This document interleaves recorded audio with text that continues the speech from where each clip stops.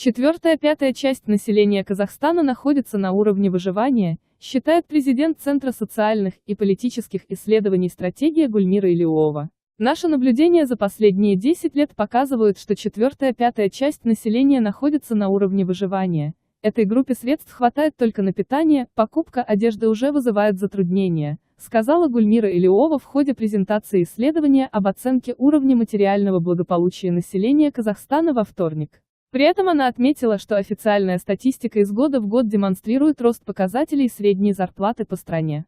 Между тем, среднемесячный бюджет казахстанской семьи в 2017 году составлял 136 500 при средней численности семей в 4 человека, ежемесячный доход на одного члена семьи составляет 33 400. Если учесть, что минимальная зарплата в РК составляла в прошлом году 24 400 тысяч, можно представить, что большинство населения живет практически на грани этого минимума. Только каждый седьмой казахстанец имеет возможность производить накопления. Только 14,5% респондентов имеют возможность что-то отложить.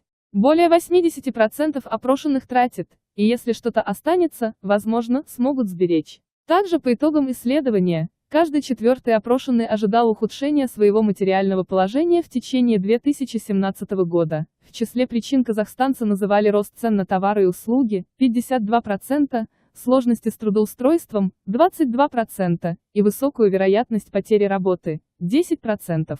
У менее половины опрошенных – 42% накопленных сбережений в случае потери источника дохода хватит на срок от 1 до 6 месяцев. Треть респондентов заявила, что вообще не имеет накоплений.